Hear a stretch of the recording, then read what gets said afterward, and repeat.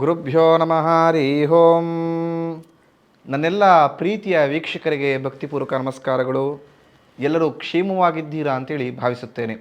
ಪ್ರತಿಯೊಬ್ಬರಿಗೂ ಅನ್ನಿಸ್ತಾ ಇರಬೇಕು, ಈ ಸಂಚಿಕೆಯನ್ನು ಯಾವುದನ್ನು ತೆಗೆದುಕೊಳ್ತಾ ಇದ್ದೀನಿ ಅಥವಾ ಯಾವ ವಿಷಯದ ಬಗ್ಗೆ ತಿಳಿಸ್ಕೊಳ್ತಾ ಇದ್ದೀನಿ ಅಂತ.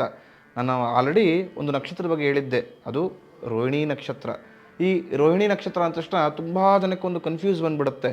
ಈ ನಕ್ಷತ್ರದಲ್ಲಿ ಯಾವ್ದಾರ ಮಗು ಜನನವಾದರೆ ಗೊತ್ತೋ ಗೊತ್ತಿಲ್ಲದೋ ಸೋದರ ಮಾವನಿಗೆ ಏನಾರ ತೊಂದರೆ ಆಗತ್ತಾ, ಅಥವಾ ಈ ನಕ್ಷತ್ರದಲ್ಲಿ ಜನನವಾದ ಮಗು ಮದುವೆ ಆಗಿದ ನಂತರ ಯಾವ್ದಾರ ಒಂದಷ್ಟು ಸಮಸ್ಯೆಗಳನ್ನು ಅನುಭವಿಸ್ತಾರ ಅಂತ ಪ್ರತಿಯೊಬ್ಬರಿಗೂ ಒಂದು ತಲೆಗೆ ಹೋಗ್ಬಿಡುತ್ತೆ.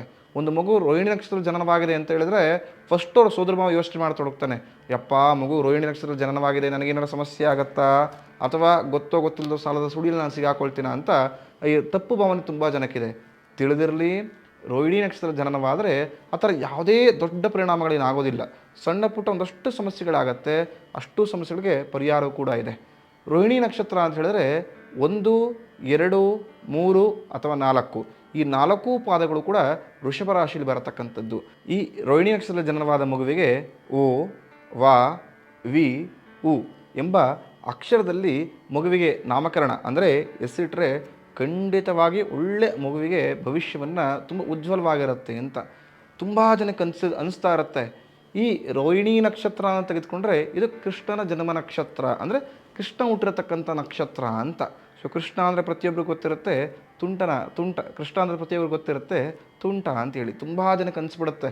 ಈ ರೋಹಿಣಿ ನಕ್ಷತ್ರದಲ್ಲಿ ಹುಟ್ಟತಕ್ಕಂಥ ಮಕ್ಕಳು ತುಂಬ ತುಂಟವಾಗಿರ್ತಾರ, ಸದಾಕಾಲ ಹೆಣ್ಮಕ್ಳ ಜೊತೆ ಸವಾಸವಾಗಿರ್ತಾರೆ, ಅಂದರೆ ಹೆಣ್ಮಕ್ಳ ಜೊತೆ ಸಲಿಗೆ ಆಗಿಯೋ ಅಥವಾ ಫ್ರೆಂಡ್ಶಿಪ್ಪಲ್ಲಿ ತುಂಬ ಚೆನ್ನಾಗಿರ್ತಾರೆ ಅಂತ ಪ್ರತಿಯೊಬ್ಬರ ತಲೆಯಲ್ಲಿ ಹೋಗ್ಬಿಡುತ್ತೆ ಅಂತ ತುಂಬ ಜನಕ್ಕೆ ಗೊತ್ತಿರೋದಿಲ್ಲ. ಈ ರೋಹಿಣಿ ನಕ್ಷತ್ರದವರು ಈ ಸ್ವಭಾವವನ್ನು ಗೊತ್ತೋ ಗೊತ್ತಿಲ್ಲದ ಒಂದಷ್ಟು ಪರಿಪಾಠ ಅಂದರೆ ಚೇಂಜಸ್ ಮಾಡಿಕೊಂಡ್ರೆ ಖಂಡಿತವಾಗಿ ಒಳ್ಳೆ ಲಾಭವನ್ನು ಪಡೆದುಕೊಳ್ತೀರಾ ಅಂತ. ಈ ರೋಹಿಣಿ ನಕ್ಷತ್ರದ ಜನವಾದವರು ಸದಾಕಾಲ ಸತ್ಯವನ್ನೇ ನುಡಿತಾರೆ ಅಂತ ನೀವು ಅಬ್ಸರ್ವ್ ಮಾಡಿ. ನಿಮ್ಮ ಫ್ರೆಂಡ್ ಸರ್ಕಲ್ಲೋ ಅಥವಾ ಸಂಬಂಧಿಕರದಲ್ಲೋ ಅಥವಾ ಪರಿಚಯಸ್ಥರೋ ಈ ನಕ್ಷತ್ರದ ಜನನವಾಗಿದ್ದರೆ ಅವರು ಸದಾಕಾಲ ಸತ್ಯವನ್ನೇ ಹೇಳಬೇಕು ಅಂತ ಅಂದ್ಕೊಳ್ತಾರೆ. ಮಾಡತಕ್ಕಂಥ ಕೆಲಸದಲ್ಲಿ ಸದಾಕಾಲ ಶ್ರದ್ಧೆ ಇರುತ್ತೆ. ಒಂದು ಕೆಲಸ ಕೈಗೆತ್ಕೊಂಡ್ಬಿಟ್ರೆ ಅದನ್ನು ಮುಗಿಸೋರ್ಗೂ ಕೂಡ ಅವರಿಗೆ ಸಮಾಧಾನವೇ ಇರೋದಿಲ್ಲ ಅಂತ. ಕಷ್ಟವೋ ಸುಖವೋ ಆ ಕೆಲಸವನ್ನು ಮುಗಿಸ್ತೀನಿ ಅಂತ ಸದಾಕಾಲ ಧರ್ಮದ ಪರಿಪಾಲಕರಾಗಿರ್ತಾರೆ ಅಂತ. ಮತ್ತು ಈ ನಕ್ಷತ್ರದಲ್ಲಿ ಯಾರು ಜನನವಾಗಿರ್ತಾರೋ ಯಥೇಚ್ಛವಾಗಿ ಉತ್ತಮ ಸೌಂದರ್ಯವನ್ನು ಹೊಂದಿರ್ತಾರೆ ಅಂತ. ಈ ರೋಹಿಣಿ ನಕ್ಷತ್ರದ ಜನನವಾದ ವ್ಯಕ್ತಿ ನೋಡಬೇಕು, ತುಂಬ ಮೈಕಟ್ಟಾದ ದೇಹವನ್ನು ಹೊಂದಿರ್ತಾರೆ, ಒಳ್ಳೆ ಮನಸ್ಥಿತಿ ಇರುತ್ತೆ, ನೋಡೋದಕ್ಕೆ ತುಂಬ ಅಟ್ರಾಕ್ಟಿವ್ ಫೇಸ್ ಕಟ್ ಅಂತ ಅನಿಸುತ್ತೆ. ಮತ್ತು ಈ ರೋಹಿಣಿ ನಕ್ಷತ್ರದಲ್ಲಿ ಯಾರು ಜನನವಾಗಿರುತ್ತೋ ಒಳ್ಳೆ ಮಾತುಗಾರ ಆಗಿರ್ತಾರೆ ಅಂತ. ಗೊತ್ತಿರಲಿ, ಮನಸ್ಸು ಕೊಂಚ ಮಟ್ಟಿಗೆ ಚಂಚಲ ಮನಸ್ಥಿತಿಯಾಗಿರುತ್ತೆ, ಆದರೆ ಕಠಿಣ ಹೃದಯಿಗಳಾಗಿರ್ತಾರೆ. ಒಂದು ಸಲ ಆ ವ್ಯಕ್ತಿಗೆ ಅದು ಇಷ್ಟ ಇಲ್ಲ ಅಂತ ಅನಿಸಿದ್ರೆ ಅಥವಾ ಆ ವ್ಯಕ್ತಿಗೆ ಅದನ್ನು ನಾನು ಮಾಡಲ್ಲ ಅಂತ ಅನಿಸಿದ್ರೆ ಯಾರೇ ಬಂದು ಹೇಳಿದ್ರು, ಸಾಕ್ಷಾತ್ ಭಗವಂತನೇ ಬಂದು ಹೇಳಿದ್ರು ಕೂಡ ಅವರು ಆ ಕೆಲಸಗಳನ್ನು ಮಾಡೋದಿಲ್ಲ ಅಂತ. ಅಷ್ಟು ಕಠಿಣ ಹೃದಯಿಯಾಗಿರ್ತಾರೆ. ಆದರೆ ನೀವೇನಾರ ಕರುಣೆ ದುಃಖದಿಂದನೋ ಸಹಾಯ ಬೇಕು ಅಂತ ಕೈ ಚಾಚಿದ್ರೆ ಖಂಡಿತವಾಗಿಯೂ ಎಲ್ಲವನ್ನು ಕೂಡ ಅವ್ರು ಅಸ್ತು ಅಂತ ಹೇಳ್ತಾರೆ. ಅಂದರೆ ಒಳ್ಳೆತನ ಇರಬೇಕು ಅಂತ. ನೀವು ಒಳ್ಳೆತನವನ್ನು ಆ ನಕ್ಷತ್ರದವ್ರಿಗೆ ತೋರಿಸ್ಕೊಟ್ರೆ ಖಂಡಿತವಾಗಿ ರೋಹಿಣಿ ನಕ್ಷತ್ರದಲ್ಲಿ ಯಾರು ಜನನವಾಗಿರ್ತಾರೋ ಅವ್ರು ನಿಮ್ಗೆ ಎಲ್ಲ ರೀತಿ ಒಳ್ಳೆಗಳನ್ನೇ ಮಾಡ್ತಾ ಬರ್ತಾರೆ ಅಂತ.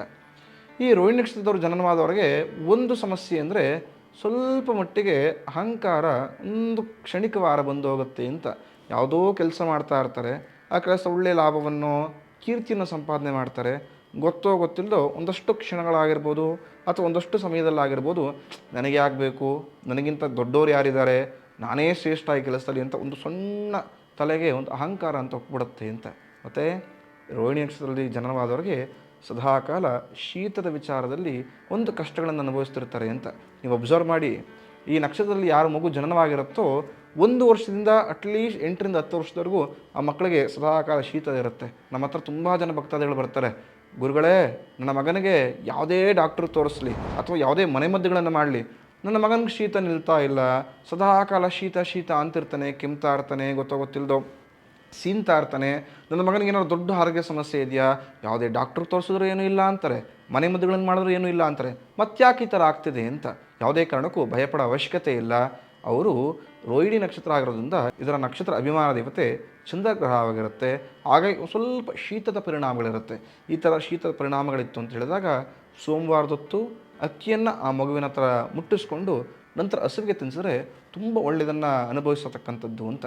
ಮತ್ತು ಆಗಲೇ ನಾನು ಹೇಳಿದ್ದೆ ಸ್ಟಾರ್ಟಿಂಗಲ್ಲಿ, ಈ ನಕ್ಷತ್ರದಲ್ಲಿ ಜನ್ಮವಾದಂತಹ ಸೋದರನ ಮಾವನಿಗೆ ಒಂದಷ್ಟು ಆರ್ಥಿಕವಾಗಿಯೋ ಆರೋಗ್ಯವಾಗಿಯೋ ಒಂದಷ್ಟು ಕಷ್ಟಗಳನ್ನು ಅನುಭವಿಸಬೇಕಾಗತ್ತೆ ಅಂತ. ದೊಡ್ಡ ಮಟ್ಟಿಗೆ ಏನಿಲ್ಲ, ಸಣ್ಣ ಪ್ರಮಾಣದಲ್ಲಿ.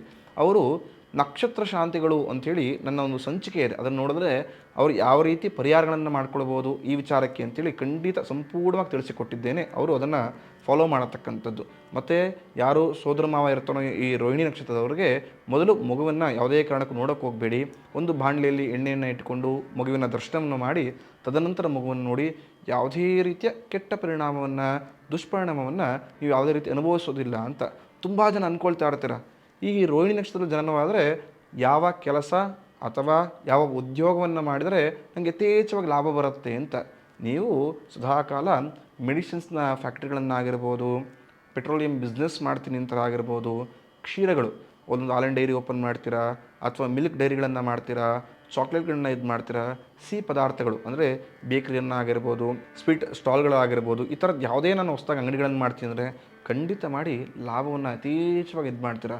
ಇನ್ನೂ ತುಂಬ ಜನ ಅನ್ಕೊಳ್ತಿರ್ತಾರೆ, ನಾನು ರೋಹಿಣಿ ನಕ್ಷತ್ರದಲ್ಲಿ ಜನನವಾಗಿದ್ದೇನೆ, ಯಾವ ಕ್ಷೇತ್ರದಲ್ಲಿ ನಾನು ಯಥೇಚ್ಛವಾಗಿ ಓದಿದರೆ ಮೀನ್ಸ್ ಹೈಯರ್ ಎಜುಕೇಷನ್ ಮಾಡೋದು ನಂಗೆ ಲಾಭ ಆಗುತ್ತೆ ಅಂತ ತುಂಬ ಜನ ಕೇಳ್ತಾ ಇರ್ತಾರೆ. ಅದು ಯಾವ ರೀತಿ ಕೇಳ್ತಾರೆ ಅಂತ ಹೇಳಿದ್ರೆ, ಒಂದು ಮಗು ಜನನಾಗಿ ಈಗ ಒಂದು 15 ವರ್ಷ ಆಗಿರುತ್ತೆ, ನಮ್ಮ ಬಳಿ ಬರ್ತಾರೆ, ಗುರುಗಳೇ ನನ್ನ ಮಗ ಈಗ ಜನನ ಆಗಿದೆ, ಒಂದು 10-15 ವರ್ಷ ಆಗಿದೆ, ನನ್ನ ಮಗ ನಾನು ಡಾಕ್ಟರ್ ಮಾಡಬೇಕು, ಇಂಜಿನಿಯರ್ ಮಾಡಬೇಕು, ಒಂದು ಭವಿಷ್ಯ ಚೆನ್ನಾಗಿದೆಯಾ ಅಂತ ನೋಡಿ ಅಂತ ಹೇಳ್ತಾರೆ. ಆ ಮಗುವಿಗೆ ಇನ್ನೂ ಜೀವನ ಏನು ಅಂತಲೇ ಗೊತ್ತಿರೋದಿಲ್ಲ. ಜೀವನದ ಅಷ್ಟು ಹೊರೆಯನ್ನು ಆಲ್ರೆಡಿ ಆ ಮಗು ಮೇಲೆ ಹಾಕಿರ್ತೇವೆ. ತಿಳಿದಿರಲಿ, ಯಾವುದೇ ಕಾರಣಕ್ಕೂ ಯಾವ ಮಗುವಿಗೂ ಕೂಡ ಇಂಥದನ್ನೇ ಮಾಡು ಹೀಗೆ ಮಾಡು ಅಂತ ಇರೋಕ್ಕೆ ಹೋಗಬೇಡಿ. ಪ್ರತಿಯೊಬ್ಬ ನಕ್ಷತ್ರದಲ್ಲಿರತಕ್ಕಂಥ ಜನನವಾದ ಮಗುವಿಗೂ ಒಂದೊಂದು ಒಳ್ಳೆ ಸದ್ಗುಣ ಇರುತ್ತೆ. ಖಂಡಿತವಾಗಿಯೂ ಆ ದಾರಿಯನ್ನು ಹುಡುಕಿಕೊಂಡು ಅದರಲ್ಲಿ ಒಳ್ಳೆ ಯಶಸ್ಸನ್ನು ಕಾಣ್ತಾರೆ. ನಿಮ್ಮ ಜವಾಬ್ದಾರಿ ಅವನ ಜೊತೆ ನಿಂತು ಆ ದಾರಿಯನ್ನು ತಲುಪುವವರೆಗೂ ಕೂಡ ಸಹಾಯವಾಗಿರಬೇಕು ಹೊರತು ಯಾವುದೇ ಕಾರಣಕ್ಕೂ ಏರಿಕೆಗಳನ್ನು ಮಾಡಬೇಡಿ. ಈ ರೋಹಿಣಿ ನಕ್ಷತ್ರದ ಜನನವಾದ ಮಗುವಿಗೆ ಅಥವಾ ವ್ಯಕ್ತಿಗೆ ನೀವೇನಾದ್ರು ಹೈಯರ್ ಎಜುಕೇಷನ್ಸ್ ಮಾಡಬೇಕು ಅಥವಾ ಅದರ ಇಂಥದೇ ಓದಲೇಬೇಕು ಅಂತಿದ್ರೆ ಖಂಡಿತವಾಗಿಯೂ ನೀವು ಮೆಡಿಕಲ್ ಸಂಬಂಧಪಟ್ಟಿದ್ದನ್ನು ಓದಿ, ಅಥವಾ ತುಂಬ ಒಳ್ಳೆ ಡಾಕ್ಟರ್ ಆಗ್ತೀನಿ ಅಂದರೆ ಅದು ಡಾಕ್ಟರಲ್ಲಿ ಯಾವುದು ಅಂತ ಹೇಳಿದ್ರೆ ಮೂಳೆ ಸ್ಪೆಷಲಿಸ್ಟ್ ಆಗ್ತೀನಿ ಅಂತ ಹೇಳಿದ್ರೆ ನೀವೇನಾರು ಇತ್ತು ಅಂದರೆ, ಅಥವಾ ಶ್ವಾಸಕೋಶದ ಸಂಬಂಧಪಟ್ಟಿದ್ದು ಯಾವ್ದಾರ ಸ್ಪೆಷಲಿಸ್ಟ್ ಆಗ್ತೀನಿ ಅಂದರೆ ಆ ವಿಚಾರಗಳ ಟಾಪಿಕ್ಗಳು ತೆಗೆದುಕೊಳ್ಳಿ, ಒಳ್ಳೆ ಲಾಭವನ್ನು ನೋಡ್ತೀರಾ, ಅಂದರೆ ಒಳ್ಳೆ ಕೀರ್ತಿನ ಸಂಪಾದನೆ ಮಾಡ್ತೀರಾ ಅಂತ. ಇನ್ನೂ ತುಂಬ ಜನ ಅಂದ್ಕೊಂಡಿರ್ತಾರೆ, ಒಂದು ಒಳ್ಳೆ ದೊಡ್ಡ ಸೈಂಟಿಸ್ಟ್ ಆಗಬೇಕು, ನನ್ನ ದೇಶಕ್ಕೆ ನಾನು ಉತ್ತಮ ಪ್ರಯೋಗಗಳ ಮುಖಾಂತರ ಒಳ್ಳೆ ಕೀರ್ತಿನ ಸಂಪಾದನೆ ಮಾಡಬೇಕು ಅಂತಿದ್ರೆ ಈ ರೋಹಿಣಿ ನಕ್ಷತ್ರದವರು ಸೈಂಟಿಸ್ಟ್ ಆಗೋಕ್ಕೆ ತುಂಬ ಸೂಕ್ತವಾಗಿದ್ದಾರೆ. ದೇಶಕ್ಕೆ ತನ್ನ ಮನೆಗೆ ಒಳ್ಳೆ ಕೀರ್ತಿಯನ್ನು ಸಂಪಾದಿಸ್ತಾರೆ ಅಂತ. ಇನ್ನು ತುಂಬ ಜನ ಕೇಳ್ತಾರೆ, ನಾನು ಯಾವ ದೇವರ ಆರಾಧನೆ ಮಾಡಿದರೆ ಅಥವಾ ಯಾವ ದೇವರ ಮಂತ್ರವನ್ನು ಜಪ ಮಾಡಿದರೆ ನನಗೆ ಯಥೇಚ್ಛ ಲಾಭ ಆಗತ್ತೆ ಅಂತ. ನೀವು ಸದಾಕಾಲ ನೀವು ಕೃಷ್ಣನ ಆರಾಧನೆಯನ್ನು ಮಾಡಿ. ನಿಮಗೆ ಗೊತ್ತಿರುತ್ತೆ, ಈ ರೋಹಿಣಿ ನಕ್ಷತ್ರ ಕೃಷ್ಣನ ಜನ್ಮ ನಕ್ಷತ್ರ. ಹಾಗಾಗಿ ಕೃಷ್ಣನ ಯಥೇಚ್ಛವಾಗಿ ಆರಾಧನೆ ಮಾಡಿ, ಖಂಡಿತವಾಗಿ ಒಳ್ಳೆ ಕೀರ್ತಿಯನ್ನು ಒಳ್ಳೆ ಹೆಸರನ್ನು ಸಂಪಾದನೆ ಮಾಡ್ತೀರಾ ಅಂತ.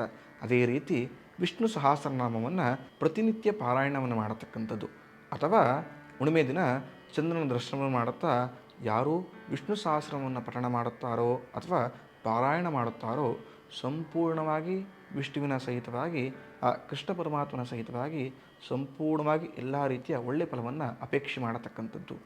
ಮುಂದಿನ ಸಂಚಿಕೆಯಲ್ಲಿ ಮುಂದಿನ ನಕ್ಷತ್ರದೊಂದಿಗೆ ಸಿಗುತ್ತೇನೆ. ಮುಂದಿನ ನಕ್ಷತ್ರ ಮಹಾನಕ್ಷತ್ರ. ಮಹಾನಕ್ಷತ್ರ ಅಂದರೆ ಎಲ್ಲವೂ ಒಳ್ಳೆಯದೇ ಆಗುತ್ತೆ ಅಥವಾ ಸಣ್ಣ ಪ್ರಮಾಣದಲ್ಲಿ ಕೆಟ್ಟದಾಗುತ್ತೋ ತುಂಬ ಜನಕ್ಕೊಂದು ಅನುಮಾನ ಇರುತ್ತೆ. ಮಹಾನಕ್ಷತ್ರ ಅಂದರೆ ಏನು ಅಂತ ತುಂಬ ಜನಕ್ಕೆ ಗೊತ್ತಿರೋದಿಲ್ಲ. ಮುಂದಿನ ಸಂಚಿಕೆಯಲ್ಲಿ ಎಲ್ಲವನ್ನು ತಿಳಿಸಿಕೊಡುತ್ತೇನೆ. ನಮ್ಮ ಕನ್ನಡ ಯೂಟ್ಯೂಬ್ ಚಾನಲ್ನ ಸಬ್ಸ್ಕ್ರೈಬ್ ಹಾಗೂ ಲೈಕ್ ಮಾಡೋ ಮುಖಾಂತರ ಸಂಪೂರ್ಣವಾಗಿ ಜ್ಯೋತಿಷ್ಯ, ವಾಸ್ತು, ಪೂಜೆ ಸಂಬಂಧಪಟ್ಟ ಎಲ್ಲ ಉಪಯುಕ್ತ ಮಾಹಿತಿಗಳನ್ನು ತಿಳಿದುಕೊಳ್ಳಬೇಕಾಗಿ ಕೋರಿಕೊಳ್ತೇನೆ. ಪ್ರತಿಯೊಬ್ಬರಿಗೂ ಕೂಡ ಆ ಕೃಷ್ಣ ಪರಮಾತ್ಮ ಒಳ್ಳೆಯದನ್ನೇ ಮಾಡಲಿ. ಶುಭಮಸ್ತು. ನಮ್ಮ ಕನ್ನಡ ಫೇಸ್ಬುಕ್ ಪೇಜ್ನ ಲೈಕ್ ಮಾಡಿ, ಯೂಟ್ಯೂಬ್ ಚಾನೆಲ್ನ ಸಬ್ಸ್ಕ್ರೈಬ್ ಮಾಡಿ. For more updates click on the bell icon. ನಮ್ಮ ಕನ್ನಡ ಡಿಜಿಟಲ್ ಮೀಡಿಯಾ.